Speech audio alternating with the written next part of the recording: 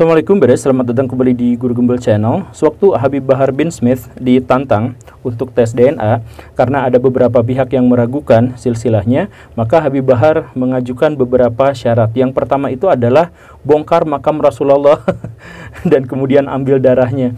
Yang saya pikir ini adalah ajakan untuk menistakan agama, tapi ya apapun itu. Yang kedua itu adalah bahwa beliau mengatakan bahwa tes balik orang yang menantang saya itu DNA-nya, karena jangan-jangan dia anak zina atau orang munafik atau anak dari orang yang berhubungan seksual dalam kondisi menstruasi gitu. Ya karena menurut beliau ada sebuah hadis yang menyebutkan bahwa siapapun yang meragukan silsilah kenabian atau kemuliaan dari silsilah kenabian, maka orang itu pasti orang munafik atau orang anak zina atau orang yang lahir dari hubungan seksual di kala menstruasi. Nah, bagaimana ceritanya ada hadis yang semacam itu? Kenapa beliau menyebut itu adalah sebuah hadis? Ya kan nggak mungkin juga Nabi itu, jadi orang-orang yang sudah terbiasa untuk membaca buku-buku hadis, kitab-kitab hadis itu pasti akan menyadari bahwa bahasa Nabi itu nggak kayak gitu, dan memang nggak gitu. Tapi setelah ditelusur ternyata ya memang ada, ternyata berasal dari riwayat Imam Baihaqi. Walaupun saya meragukan beliau membaca langsung dari kitab yang dimaksud, saya duganya beliau itu membaca kitabnya Imam Jalaluddin As-Suyuti. Jadi Ihyaul Mayyit fi Fadail Ahlul Bait itu yang saya duga tuh yang kecil, yang pendek itu. Nah, hadis itu sebenarnya adalah hadis palsu. Penjelasannya itu adalah yang pertama bahwa hadis itu ahad, gorib. Jadi hadisnya hanya diriwayatkan oleh satu orang, satu jalur itu nggak ada yang lain, dan dari jalur itu putus-putus. Bahkan ada beberapa yang putusnya itu berurutan gitu. Yang dengan demikian secara sanad ini tidak mungkin bisa diterima sebagai hadis. Kalaupun mau diterima, ini adalah hadis doif gitu ya. Nah, ditambah lagi hadis ini secara kalimat, isinya, kontennya itu juga bermasalah, yaitu menyebutkan bahwa dia pasti anak zina gitu, atau kemungkinannya dia anak zina. Nah, dalam Islam itu menuduh orang lain berzina tanpa ada bukti dan tanpa ada saksi, itu salah satu dosa yang paling besar. Jadi nggak mungkin Nabi Muhammad mengatakan hal yang seperti itu tuh nggak mungkin. Nah, jadi secara sanadnya doif gitu ya, secara kontennya itu juga ternyata bermasalah. Jadi para ulama kemudian menyebut bahwa ini adalah hadis yang palsu. Ya, tapi bagaimana ceritanya hadis yang palsu ini digunakan untuk melindungi silsilah atau melindungi kemuliaan Habib Bahar? Lalu ada hadis palsu yang lain yang sering juga dilontarkan sama beliau, yaitu siapapun yang menolak Ahlul Bait atau siapapun yang membenci Ahlul Bait, dia termasuk orang Yahudi. Ini hadis palsu juga, Baraya. Jadi sebenarnya hadis ini diriwayatkan oleh Imam Tabrani, tetapi beliau sendiri menyebut bahwa ini adalah hadis doif. Dan setelah ditelusur oleh ulama-ulama yang lain, diketahui bahwa ini bukan hanya hadis palsu, tapi ini adalah hadis mungkar, hadis palsu gitu. Bukan hanya hadis doif, tapi hadis palsu, maaf. Nah, saya bukan seorang yang suka mendengar ceramah-ceramahnya Pak Habib Bahar bin Smith, tetapi dari sedikit ceramah yang saya ketahui, saya melihat begitu banyak hadis palsu yang dia ceritakan gitu, yang dia sebarkan. Kok bisa seperti ini? Dan yang lebih uniknya lagi adalah semua hadis-hadis palsu dan hadis-hadis doif yang beliau keluarkan itu adalah hadis yang berhubungan dengan hadis yang berhubungan dengan kemuliaan nasab dirinya gitu. Jadi semuanya itu adalah untuk membela dan mendukung nasab dirinya gitu. Nah, ini kan bermasalah. Jadi kalau misalkan saya jelasin, Baraya, orang-orang NU itu sering sekali menyampaikan hadis-hadis doif gitu. Tetapi biasanya hadis-hadis doif itu oleh orang NU digunakan untuk fadail amal, untuk menyemangati kita dalam beribadah gitu. Dan mereka itu selalu mengatakan bahwa ini adalah hadis doif. Biasanya orang NU kan mengatakan, walaupun hadis ini doif, tapi nah ini penting, Baraya, karena apa? Karena menyampaikan hadis doif tanpa disebut hadis itu doif atau palsu, maka itu terlarang, benar-benar terlarang, tidak boleh dikatakan seperti itu. Karena berurusan dengan hadis itu berurusan dengan agama, kita nggak boleh main-main terkait dengan masalah yang seperti ini gitu. Nah, ini Habib Bahar tidak pernah menyebut status hadisnya, tidak pernah menyebut siapa perawinya, tapi langsung aja dilontarkan seperti itu, walaupun hadis yang dimaksud ternyata adalah hadis palsu. Satu hal yang harus digarisbawahi dalam hal ini adalah, Baraya, kalau kita menyebarkan hadis palsu itu sudah fix neraka, itu sudah fix, karena memang ada hadisnya yang menyebutkan seperti itu. Bahkan di zaman Umar itu sempat hampir memenggal Abu Hurairah karena Abu Hurairah itu kan salah satu perawi hadis yang paling terkemuka, dan hadisnya itu paling banyak di antara semuanya, sampai 4 kali lipat lebih banyak dari yang diriwayatkan oleh Aisyah dan 10 kali lipat dari yang diriwayatkan oleh Umar sendiri. Gimana ceritanya Abu Hurairah yang hidup hanya 4 tahun bersama Nabi tapi meriwayatkan hadis yang paling banyak gitu? Kenapa? Kenapa bisa seperti itu? Umar curiga pada waktu itu sampai mau menebas batang lehernya Abu Hurairah, tapi Abu Hurairah langsung mengatakan bahwa langsung mengeluarkan sebuah hadis, siapa yang berdusta atas namaku, atas nama Nabi Muhammad, maka siap-siap tempatnya itu ada di neraka. Nah, Umar langsung tidak jadi memenggal Abu Hurairah karena ternyata Abu Hurairah pun tahu hadis ini, sehingga Abu Hurairah tahu konsekuensi kalau mau menyebarkan hadis palsu gitu. Maka Umar tidak jadi gitu. Nah, dari situlah maka semua ulama bersepakat kalau misalkan ada hadis dan itu adalah hadis yang dicurigai palsu atau dicurigai doif, maka tidak boleh disampaikan, karena siapapun yang menyampaikan hadis palsu itu maka sudah pasti itu masuk neraka. Kan ceritanya seperti itu. Makanya orang-orang NU itu selalu bilang walaupun hadis ini doif gitu, selalu dikatakan seperti itu. Makanya imam mazhab, jadi baraya gini, di antara imam mazhab fikih yang 4 itu ada satu yang paling irit dalam mengeluarkan hadis atau menggunakan hadis sebagai rujukan. Siapa itu? Imam Abu Hanifah. Jadi di antara imam-imam mazhab, salah satu yang paling senior Abu Hanifah justru yang paling sedikit menggunakan hadis.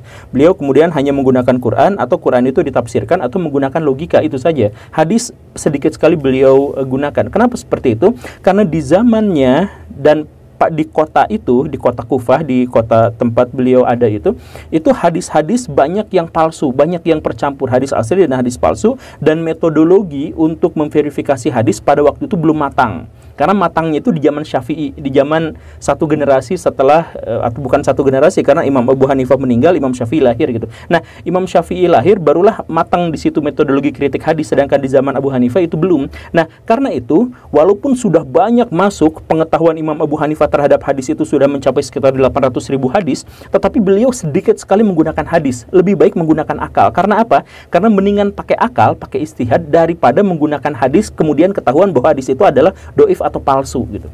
Jadi mendingan pakai logika daripada pakai hadis palsu gitu. Itu udah jadi kesepakatan bersama para ulama di seluruh dunia gitu. Jadi nggak boleh kita baraya itu menggunakan hal-hal yang semacam itu. Tapi ternyata Habib Bahar sering melontarkan hadis-hadis yang semacam itu dan tidak dijelaskan bahwa ini adalah hadis palsu atau hadis doif dan sebagainya, itu tidak dijelaskan, itu bermasalah. Dan selain itu, Habib Bahar juga sering mengeluarkan pernyataan-pernyataan yang memelintir pernyataan para ulama gitu. Di antaranya adalah berguru pada Habib terbodoh itu lebih utama daripada berguru pada 70 ulama. Waduh. Jadi ini sebenarnya sangat bermasalah dalam hal ya, perbandingannya aja udah salah gitu. Jadi ada dikotomis di situ antara alim ulama dengan keturunan Nabi gitu. Di situ aja udah jadi masalah. Tapi yang jadi lebih jadi masalah lagi kan sebenarnya ini adalah pernyataan yang anggaplah ya ini adalah pernyataan dari Ibnu Hajar Al-Haythami gitu ya, Al-Haythami gitu ya, anggaplah seperti itu. Tapi kan pernyataan ini sudah jelas-jelas melanggar Quran dan Sunnah. Jadi harus kita abaikan saja. Ini kenapa, bagaimana ceritanya langsung disebutkan. Tapi apapun itu, sekali lagi saya selalu menekankan bahwa ucapannya tentang hadis, tentang ulama, tentang apa, pasti berhubungannya itu dengan kemuliaan Habib gitu. Jadi pengen diangkat kehabibannya itu begitu. Atau misalkan kan beliau itu pernah disidang gara-gara menggebuki murid santrinya sendiri gitu. Kenapa murid santrinya digebukin? Alasannya itu adalah karena murid santrinya itu nyamar jadi Habib Bahar. Kemudian dia di pengadilan beliau mengatakan bahwa menurut Imam Malik, orang yang menyamar jadi Habib itu harus dipukuli, kemudian dipenjara lama sekali. Dia kan argumentasinya seperti itu. Ini kan sebenarnya pemelintiran terhadap pernyataan dari Imam Malik. Jadi sebenarnya Imam Malik itu pada waktu itu mengatakan seperti ini. Di zaman Imam Malik itu banyak pemberontakan terhadap pemerintah. Memang pemerintah pada waktu itu zalim gitu ya. Banyak pemberontakan. Nah, di antara pemberontak-pemberontak itu ada yang memberontak kepada pemerintah mengatasnamakan dirinya itu adalah keturunan Nabi, padahal bukan. Nah, maka Imam Malik kemudian mengeluarkan sebuah fatwa bahwa siapapun yang bikin rusuh, siapapun yang memberontak pada pemerintah, siapapun yang memecah belah masyarakat dan dirinya ngaku sebagai keturunan Nabi, maka dia harus dipukuli kemudian dipenjara gitu. Jadi konteksnya itu seperti itu, bukan ada muridnya yang rambutnya dipirangin sama beliau, yang dipirangin kemudian nyamar, kemudian itu dipukulin, ya bukan gitu ceritanya. Tapi ya itu lagi-lagi itu dipelintir gitu untuk agar dirinya itu bisa terbebas pada waktu itu dari penjara, atau agar dirinya itu tidak besar, hukumannya tidak berat di penjara. Ini kan sebenarnya Ya gimana lagi ya. Dan ditambah lagi beliau sering sekali bikin pernyataan-pernyataan yang menyalahi syariah. Di antaranya adalah misalkan ketemu sama Habib, cium tangan, cium kaki, bahkan ada yang sampai bersujud kepadanya. Itu kan benar-benar sebuah pelanggaran besar dalam Islam kan. Kemudian kalau berhadapan dengan beliau itu harus berjalan dengan lutut, kemudian tidak boleh membelakangi dan sebagainya. Saya katakan tidak ada satupun sahabat yang melakukan itu kepada Nabi, dan Nabi melarang para sahabat melakukan itu kepadanya gitu. Gak pernah ada cerita seperti itu. Yang ada itu adalah Nabi yang menghormati para sahabat. Jadi Nabi itu misalkan kalau ngobrol itu berhadapan langsung, tidak miring gini, tidak pernah apa, langsung dihadapkan gitu. Dan itu Nabi yang melakukannya, bukan para sahabat gitu. Jadi gak pernah Nabi minta kalau ada sahabat itu berjalan dengan dua kaki, dengan dua lutut ke arahnya gitu, terus tidak membelakangi, terus cium kaki dan sebagainya. Itu adalah ajaran Raja Thailand, bukan ajaran Nabi. Jadi jangan dikatakan bahwa itu adalah adab dari Islam. Itu Islam tidak mengenal hal-hal yang semacam itu gitu. Tapi ya ginilah Baraya, intinya ya, bahwa habaib itu ada, ya nggak tahu kalau yang di Indonesia, tapi habaib itu ada gitu ya. Dan habaib itu memang harus kita hormati karena memang memiliki silsilah kenabian. Tetapi harus digarisbawahi juga bahwa kita menghormatinya itu sebatas apa yang disarankan oleh syariah gitu. Contohnya misalkan begini, Hasan bin Ali, cucunya Ali bin Abi Thalib, itu pernah mengatakan, jadi ada yang nyanjung-nyanjung dia, terus dia tuh marah-marah. Kamu kenapa nyanjung-nyanjung saya seperti itu? Jangan hanya gara-gara saya itu keturunan Nabi, kemudian kamu menyanjung seperti itu.